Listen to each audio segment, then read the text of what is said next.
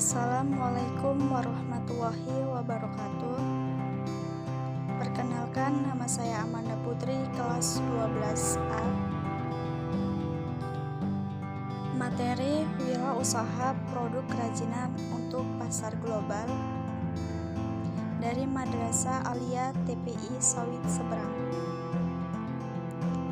Di video ini saya akan menjelaskan sedikit tentang produk kerajinan untuk pasar global.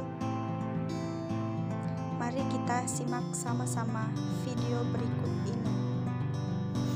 Kegiatan wirausaha dibagi menjadi dua tahapan. Tahapan pertama yaitu persiapan organisasi dan perencanaan produksi.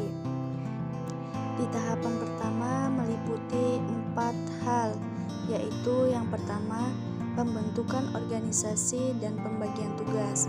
Yang kedua, menetapkan target tugas dan strategi. Yang ketiga, membuat jadwal kegiatan. Dan yang keempat, menetapkan biaya produksi, harga jual, serta alur keuangan. Tahap kedua adalah produksi hingga penjualan. Di tahap kedua, kita mulai melakukan produksi. Setelah produk selesai, maka dilakukan quality control. Mungkin kalian pernah dengar istilah barang reject atau tidak lolos QC.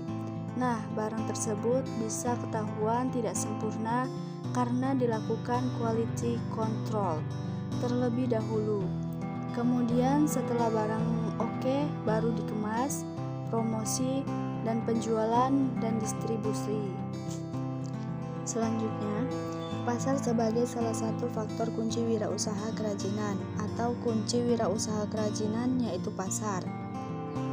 Berdasarkan luasannya, pasar dapat dibedakan menjadi 3, yaitu pasar lokal, nasional, dan global atau pasar internasional. Pasar global adalah pasar di luar pasar lokal dengan selera global. Nah, untuk mengetahui potensi pasar, terutama pasar global, ini dapat diketahui dengan menggunakan 2 pendekatan. Pendekatan pertama yaitu pendekatan permintaan. Pendekatan permintaan adalah dengan mencari tahu kebutuhan dari pasar sasaran. Pendekatan yang kedua yaitu pendekatan penawaran. Pendekatan penawaran mengandalkan pada kemampuan wirausahawan membuat produk inovatif. Selanjutnya, pengembangan produk untuk pasar global juga harus mempertimbangkan selera estetis dari pasar sasaran. Faktor estetis ini dapat dilihat dari 2 hal. Yang pertama, tren desain dunia yang disepakati secara global dan berganti setiap tahunnya. Yang kedua, selera khas dari orang-orang di setiap negara. Setiap negara pada umumnya memiliki selera yang khas untuk warna, motif, dan bentuk dari suatu produk. Rancangan produk didasari beberapa faktor pertimbangan, yaitu yang pertama fungsi, yang kedua produk, yang ketiga penggunaan produk, yang keempat material, yang kelima teknik pembuatan, yang keenam nilai estetis, dan yang ketujuh harga jual. Nah, untuk memulai proses perancangan ini harus dilakukan penetapan pasar sasaran, bahan baku dan jenis material apa saja yang akan digunakan, serta teknik yang dapat digunakan untuk pembuatan produk. Berikut adalah contoh kerajinan wirausaha untuk pasar global. Mungkin beberapa dari kalian pernah melihat gambar ini.